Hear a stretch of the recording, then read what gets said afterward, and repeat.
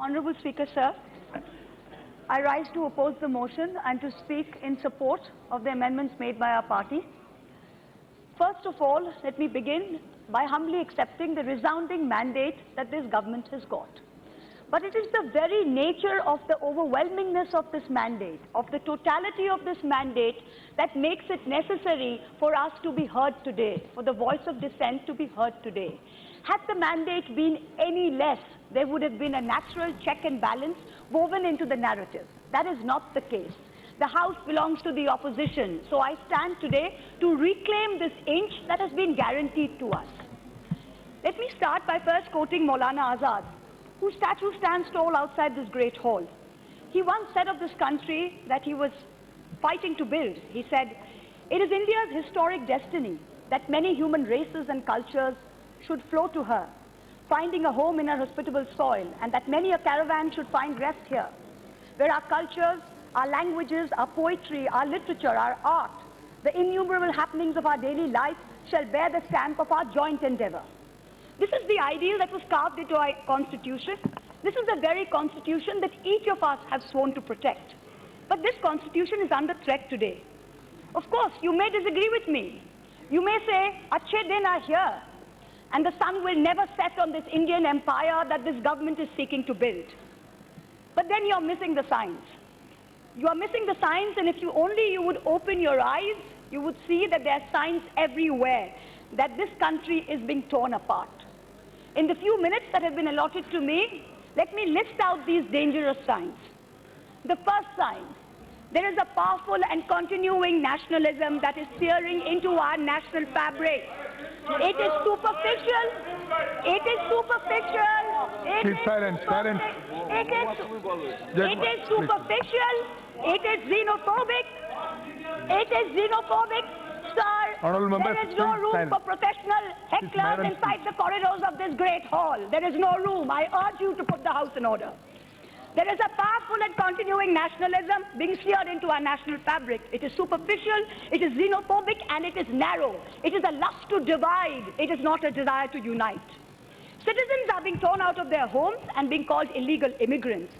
People who have lived in this country for 50 years are having to show a piece of paper that will prove that they are Indian. In a country where ministers cannot produce degrees to show that they graduated from college, you expect dispossessed poor people to show papers to show that they belong to this country. Slogans and symbols are being used to test allegiance. There is no one symbol, there is no one slogan that can show any Indian that they are a patriot. There is no one test, sir. There is no one test. The second Please sit down there. Please. The second sign, there is a resounding disdain. Let her complete. Please sit down. The second sign, sir, there is a resounding disdain for human rights that is permeating every level of government. There has been a tenfold increase in the number of hate crimes between 2014 and 19. 10x. It is like a valuation of an e-commerce startup, sir. There are forces in this country that are sitting there just pushing this number up. The lynching of citizens in broad daylight is being condoned. From Pehlu Khan in Rajasthan last year to Mr. Ansari in Jharkhand yesterday, the list is not stopping. The third sign: there is an unimaginable subjugation and controlling of mass media today. 5 of the largest news media organizations in India are today either indirectly controlled or indirectly debted to one man in this country. TV channels spread a majority of airtime broadcasting propaganda for the ruling party. Coverage of every opposition party is cut out. Let the government come out with facts and figures to show ad spend per media house. What are they spending the money on, and which media house are they blocking out? The Information and Broadcasting Ministry employs over 120 people solely to check the content on TV channels every day to make sure that there is no anti-government news being put out. Fake news is the norm. This election was not fought on farmer distress. This election was not fought on unemployment. This election was fought on WhatsApp, on fake news, on manipulating minds. every piece of news that this government repeats, every piece of news that you put out, every lie that you put out, you repeat and repeat till it becomes the truth. This is the Goebbels doctrine. You talk of Namdar and Kamdar. Let me tell you, the Congress party may have put up 36 dinners since 1999 in Parliament, but the BJP has put up 31. I tell you, every time you put out one figure, one fact, that is not the truth. Anything that is not the truth, you are destroying the fabric of India. Yesterday, the floor leader of the Congress party, this is not a place for professional heckling, sir. I urge you, put the house in order. The floor leader of the Congress party yesterday, sir, I will wait, I will urge you to put the house in order. I will wait, I will urge you to put the house in order. Now house is order. Thank you. The leader of the floor of the Congress party yesterday said that the cooperative movement has been a failure in Bengal. I urge him to check his facts. The one cooperative that he is referring to, the Bhagirathi Dairy in Murshidabad, is now in profit, sir. Every small misinformation that we put out serves to destroy this country. The fourth sign, there is an obsession with national security. At my maiden speech, sir, I have to finish. There is an obsession with national security and the identification of enemies. When we were children, my mother would say, do this, do that, Kala Bhoot will come. It is as though all of us in this country are today in fear of some nameless, shameless Kala Bhoot. There is fear pervading everywhere. The achievements of the army are being usurped in the name of one man. Is this correct? New enemies are being created every day. The irony is that over the last 5 years, I urge you, Mr. Speaker, sir, no professional heckling. The irony is that in the last 5 years, terrorist attacks have gone up manifold. There has been a 106% decline. There has been a 106% increase in the death of Jawans in Kashmir. The fifth sign, religion and government are now intertwined in this country. Do I even need to speak about this?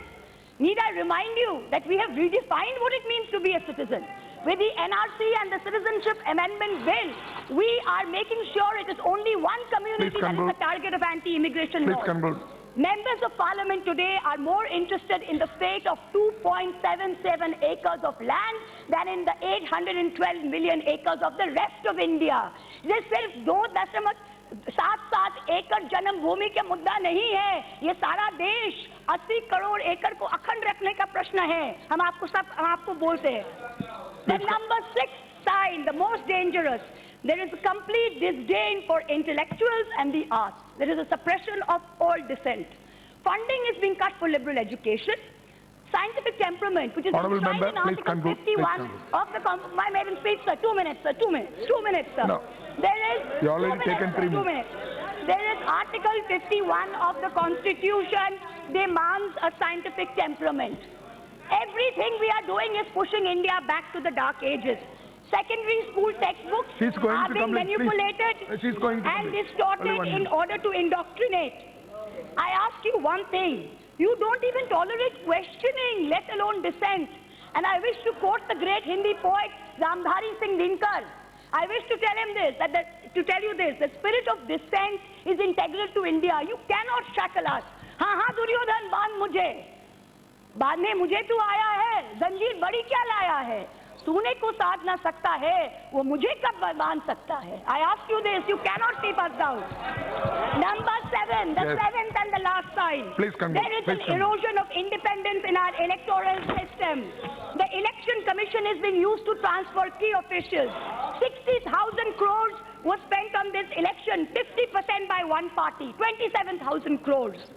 In 2017, the United States Holocaust Memorial Museum put up a poster in its main lobby, and it contained a list of all the signs of early fascism. Each of the 7 signs that I have pointed to you feature on that poster. There is a dangerous fascism rising in India. It is incumbent upon all of us to stand up to it. Let us, the members of this 17th Lok Sabha, decide which side of history do we want to be on. Do we want to be upholders of this constitution, or do we want to be its pallbearers? I do not dispute the resounding mandate that this government has got. But I have the right to disagree with your idea that there was no one before you and there shall be no one after you. Your allotted time is In already conclusion, over. I quote Rahat Indori. In conclusion, I quote the poet Rahat Indori. जो आज साहिब मसनद है वो कल नहीं होंगे, जो आज साहिब मसनद है वो कल नहीं होंगे, किराएदार है जाती मकान थोड़ी ना है, सभी का खून है शामिल यहाँ की मिट्टी में, सभी का खून है शामिल यहाँ की मिट्टी में, किसी के बाप का हिंदुस्तान थोड़ी है।